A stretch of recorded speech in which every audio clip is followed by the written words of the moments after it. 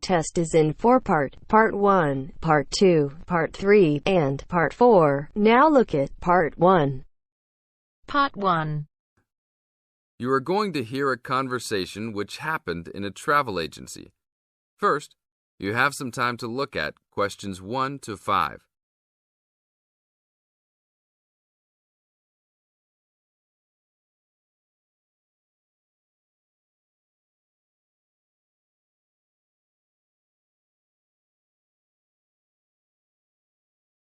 Now we will play the recording. Listen to the tape and answer questions 1 to 5. Hi, I would like to make a reservation for a round-trip plane ticket from London to New York. Welcome to the Student Travel Agency. London to New York. Let me see if we have any student specials for that flight. Yes, we do in fact. What days would you like to fly? I am looking for a flight around the 10th of October or so. And how about your return date? Ideally, the 31st of October. Let me check our computers to see if these dates are available. Are you looking for economy class or first class? Economy class will be just fine. We have an open flight on the 10th, but for your returning flight, the 31st of October is already fully booked. If you want to upgrade to first class, there are openings for the 31st. Just a few seats left, though. How much do I have to add for first class? First class will be around 20 to 25% more. Well, that is not worth it. I would rather just fly on another day. Do I have any other options? There are open seats back to London on the 1st of November. There are openings for first class that day too. No, I won't be able to do that because I have to work. Is there anything before the 31st? Maybe the 30th or 29th? Let me check. You can fly on the 29th, but not the 30th. The 29th is a little bit early. Is there any way I can be on a waiting list of some sort? Of course, but you should still confirm a return date just to be safe. OK. How about if I book a return date on the 29th and add my name to the waiting list for the 31st? Can I do that? Sure, I can do that for you. Do you also want to add your name on the waiting list for the 30th also? I would recommend this in the scenario that you do not get the flight for the 31st. That is a good idea. How much will the round trip cost? I will calculate your price for you. Your total will be £565, not including tax. Now look at questions 6 to 10.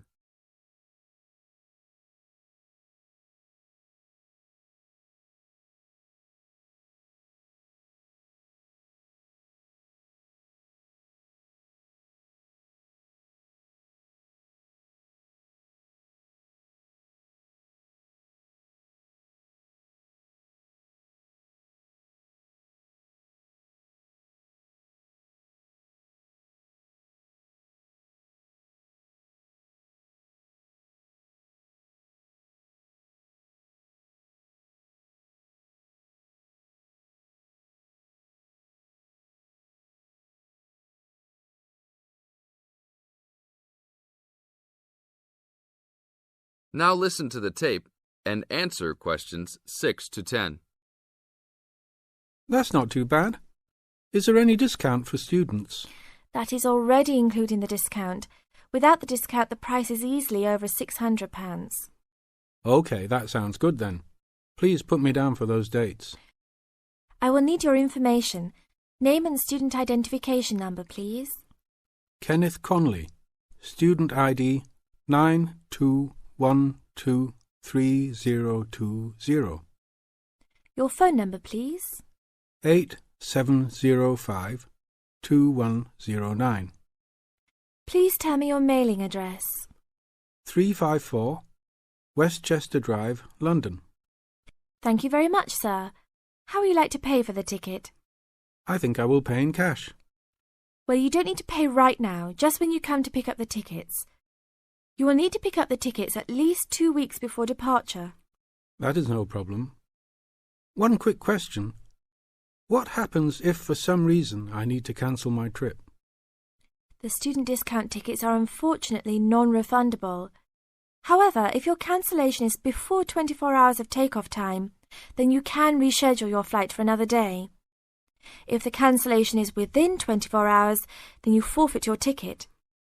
I understand. Well, thank you very much. I will see you next week. See you then. That is the end of part 1. You now have half a minute to check your answers.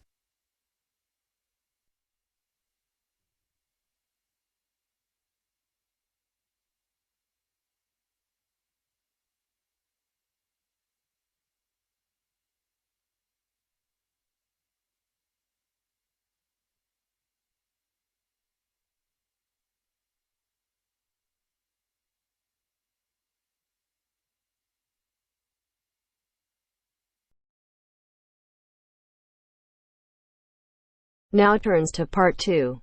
Part 2. You will hear a talk by a counsellor on plans for the development of an old industrial site. First, you have some time to look at questions 11 to 13.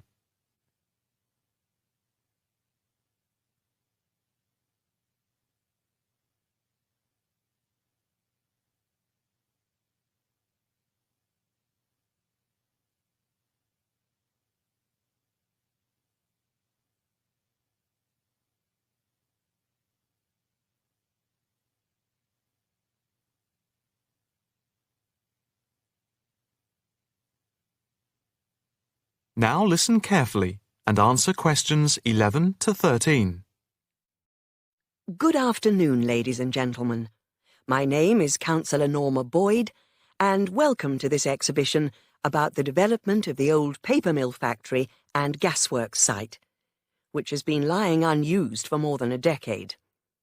There has been pressure on the council to use the land to build a training centre and a small business park.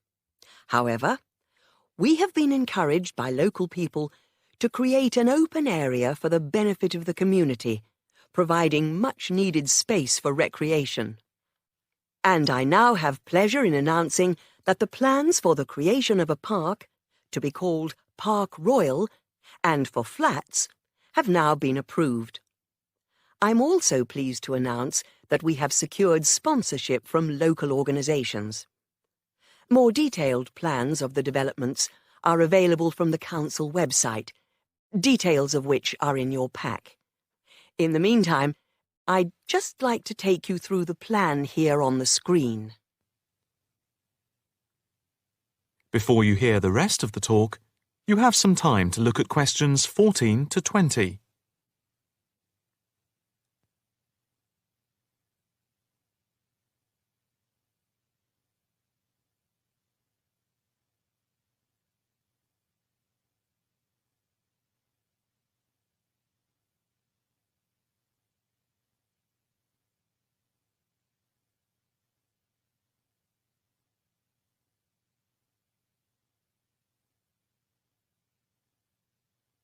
Now listen carefully and answer questions 14 to 20.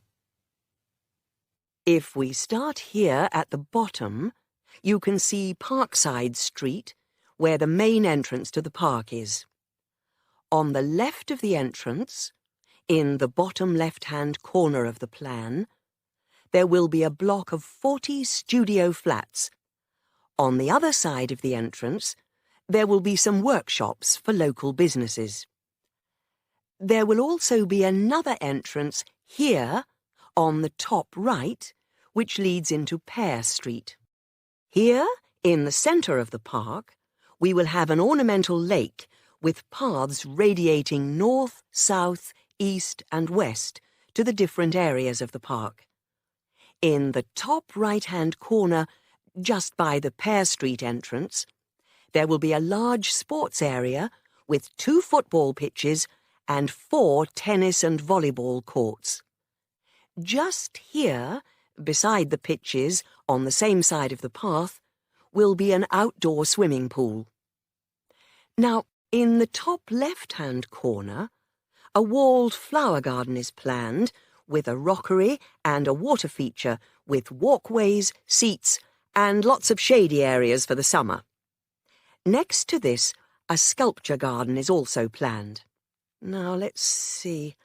Just here, below the walled garden, there will be a grassy amphitheatre with a permanent covered stage for open-air concerts. We hope that local schools and colleges will use this theatre to showcase student work. In the bottom left-hand corner of the plan, you can see that above the block of flats there will be a play area for children, and directly to the right of this, just near the main entrance, there will be a wild area. More trees will be planted here, and in the middle will be built an educational centre for use by local schools to encourage children to take care of the wildlife and look after the trees and plants. And finally, in the bottom right-hand corner of the park will be a cafe, opening on to Pear Street. And now for questions. If anyone would like to ask anything, I and my colleagues are only too happy to oblige. Yes, the lady in the front row, if I could have your... That is the end of part 2. You now have half a minute to check your answers.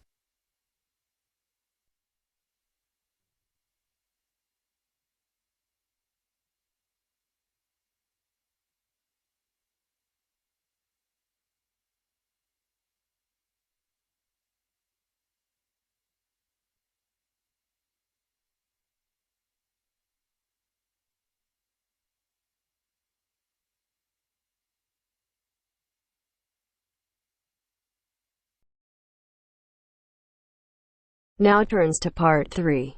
Part 3. You will hear a conversation between Wolfgang and his new friend Mary, who has already been at the college for a few months. In the first part of the conversation, they're talking about a social activity program at college. First, you have some time to look at questions 21 to 26.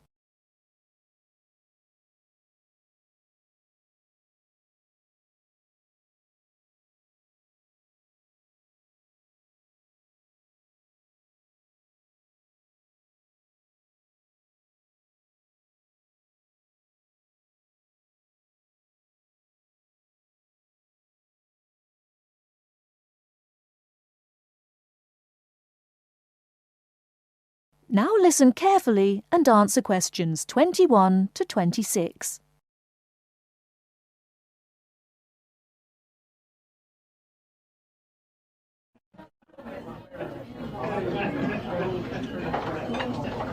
Hi, Wolfgang. Ah, Mary, how are you? Oh, fine. How's it going? Have you just had a class? Yes, I just finished my listening class. It was a little bit difficult. Yeah. It's always difficult when you first arrive somewhere. I found it quite hard when I first arrived. But you know what really made a difference? Was going on these social activities that the college arranges for you. It kinda gives you a chance to practice your English, and...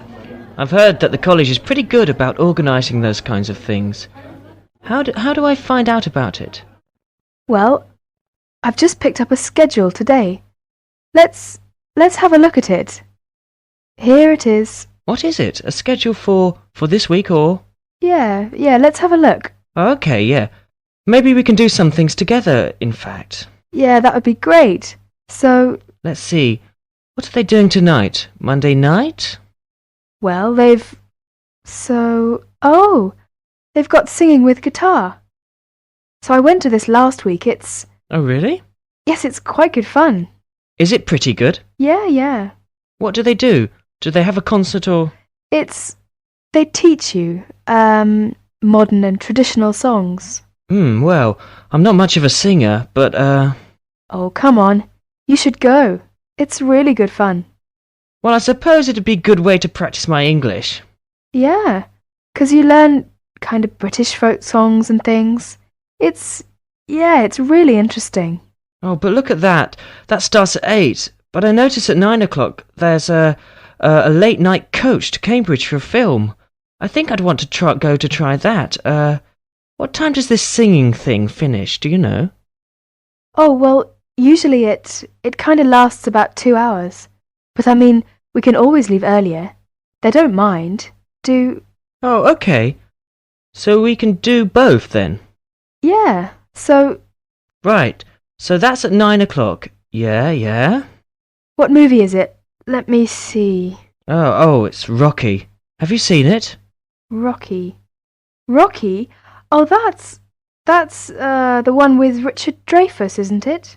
Richard Dreyfuss? No, it's Sylvester Stallone. Oh, yes, I remember now. American movie. Yes, I haven't seen that. I want to see that. Good, let's go to that. All right. Oh, okay. Oh, did you see on Tuesday that there's a tennis tournament? Tennis? What time is that? Well, that's at 4 o'clock in the afternoon. Where is it? Is it on campus, or...? No, it's at Wembley, so that's in London. Oh, so it's pretty far away then. What time will it be coming back? The coach gets back at midnight. Oh, midnight. Well, tell you what, I think maybe I'd better cancel on that, because I've got a class Wednesday morning, and I'm afraid, at about 8:30, I'm afraid if I came back that late, I probably would, I'd be very tired in class, and actually I'm more into football myself anyway. Oh, football? Well, did you see there's a football match on Wednesday? Oh, yeah? Well, who's playing? Let's see. Oh, it's England and Brazil. Oh, I really want to see that. Would you like to go together? Yeah, sure. What time is it? Let me see. It says 15:30. So that would be 3:30. 3:30, huh? Now, I have a lecture right after lunch on Wednesday at 1:30. Uh-huh. What lecture's that? Oh, well, there's a journalist coming from the BBC. He's going to talk about his experiences as a foreign correspondent. Oh, that sounds interesting. Would you like to go? Yeah, what time do you say it was? Right after lunch, around 1:30. Oh, 1:30. I have a class then. Oh, yeah. Oh, that's too bad. Well, what time does your class finish? It's an hour long, so it finishes at 2:30. Oh, well, I shouldn't imagine. The lecture shouldn't go much later than that either. So after your class and after my lecture, we can get together to go to the football game. Okay, so we can meet... Let's see, maybe 3 o'clock. Or maybe 3:15. Yeah, I think 3:15 would be all right. Okay, where should we meet?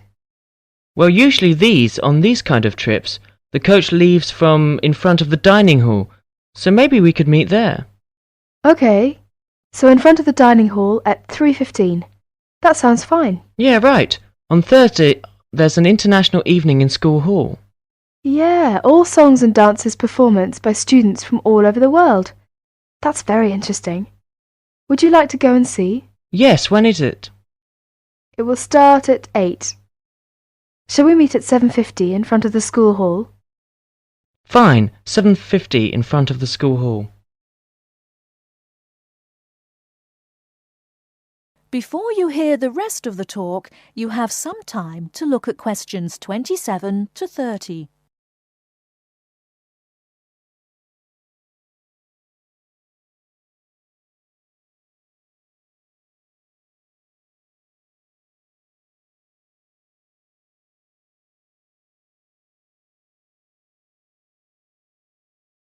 Now listen and answer questions 27 to 30. Oh, and another thing I definitely want to do this weekend is to go and see, they're going to have a trip to Stratford on Avon. I think it's on, let me see, what day is that? Friday, I think my roommate told me. Oh, Friday. Would you like to go to that? Yeah, but are you sure it's Friday? I thought that's what he said, but I might have been mistaken. Well, usually these things are on weekends. Right. Let's see here. Oh, you're right, yeah, Saturday morning, 8:30. Aha. Right, Friday's the disco. Oh, disco.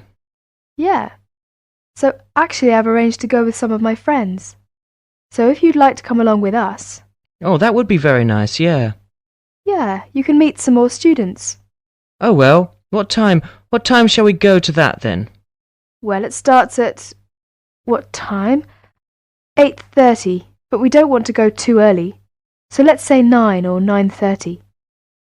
Let's say 9:30. Okay, yeah, we can meet there, but we'd better not stay too late because the Stratford thing is, pretty early in the morning. The bus will be leaving at 8:30. Oh, yeah, right. So we want to make sure we get up for that. Yeah, say, by the way, this trip, since it's, quite a way away, do we have to pay anything extra for that, or is it free? Well, usually most of the trips are free. But, yeah, for these ones which are quite a distance away, then we usually have to pay a little bit extra. Is it a lot, or...? No, it's usually about £25, something like that. Oh, well, do we have to tell them ahead of time that we're going to go? Yeah, usually you have to sign up a couple of days in advance, so... Oh, where do we do that? Well, you do that at the Student Services office. So you have to go and see one of the social activities officers. Oh, so I just tell them that I want to go, and to pay my money and then sign my name. Well, I think I'll go ahead and do that today.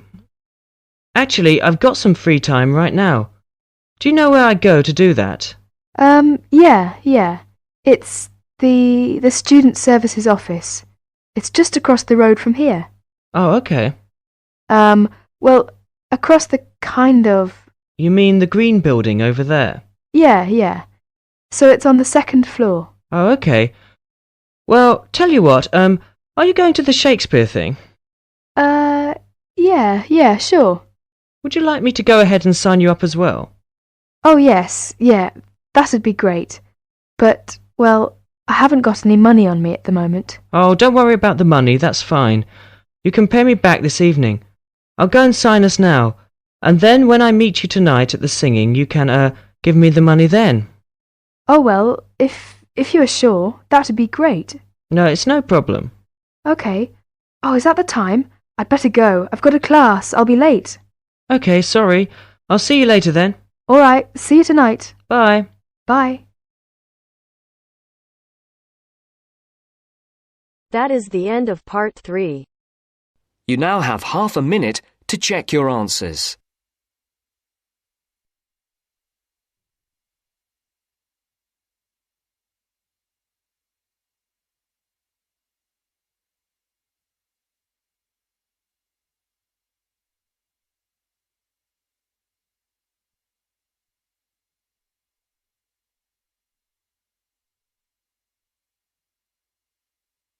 Now turns to part 4. Part 4. You're going to listen to a talk about tea in the UK. First, you have some time to look at questions 31 to 40.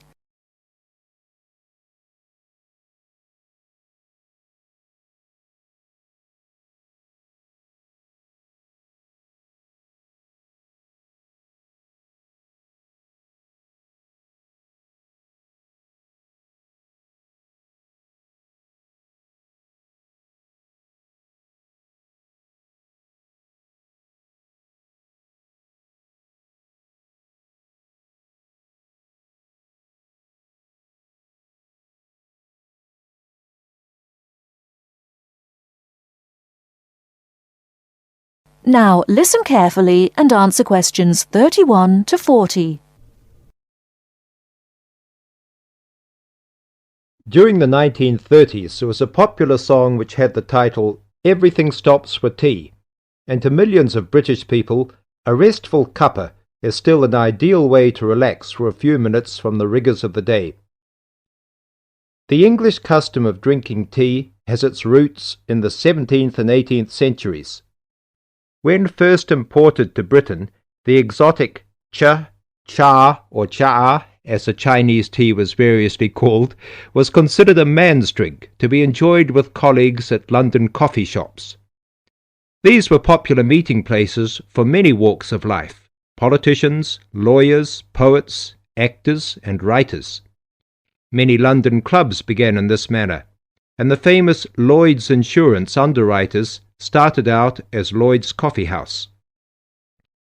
In 1706, the first coffee house that offered tea was Tom's Coffee House, owned by Thomas Twining. He realized that he needed to introduce an added attraction to compete with the many other coffee houses in London, and tea was rare, exotic, and extremely expensive. With these credentials, tea became an exclusive drink and enabled Twining to open a tea shop under the sign of the Golden Lion in the Strand. By the 18th century, the ladies of the more affluent classes were going China mad, using tea as an excuse for displaying their extravagant purchases of Chinese porcelain and Dresden tea sets. A comprehensive tea tray would consist of a teapot and stand, teacups and saucers, sugar bowl, milk jug, and basin for discarded tea and tea leaves. Tea was still expensive and kept in locked tea caddies. Skilled craftsmen fashioned caddies of carved inlaid woods fitted with crystal and precious metals. To ensure the servants weren't tempted by this priceless commodity, the caddy was kept locked, and only the mistress of the house held the key and prepared tea when guests came to visit. No well-brought-up young Englishwoman could consider herself socially acceptable unless she knew how to brew a proper cup of tea. As the 18th century progressed, changes in commerce and working hours resulted in the main meal of the day being taken much later in the evening. The prospect of lasting from breakfast until evening did not appeal to the Duchess of Bedford, who is usually credited with being the first to alleviate late afternoon hunger pangs by introducing a small 4 o'clock meal served with tea. With time, the light, wafer-thin toast or delicate white bread gave way to exotic fillings like tomato and egg, cucumber, chicken, or potted shrimps, followed by buttered scones, crumpets, or elegant pastries. The popularity of tea continued to spread, but it was not until 1839 that the first shipment of Assam Indian tea was landed in Britain. A healthy trade with India was soon established, and tea clippers, like the Cutty Sark, now a museum in a dry dock at Greenwich, were reaching the peak of their sailing days. In 1879, the first limited shipments of Ceylon tea began to arrive, and by 1880 this had been firmly established alongside Indian and China teas, giving the broad range of teas that are available today. There have been few changes in 3 centuries of tea trading. London is still the centre, and indeed Twining still has a shop on the site of the original Tom's Coffee House at 216 The Strand. The name Twining has been linked with tea for over 280 years. Indeed, it was Richard Twining, in his capacity as chairman of the dealers of tea, who in 1784 persuaded Prime Minister William Pitt to reduce the high tax on tea, making the beverage more accessible to the general public. That is the end of part 4. You now have half a minute to check your answer.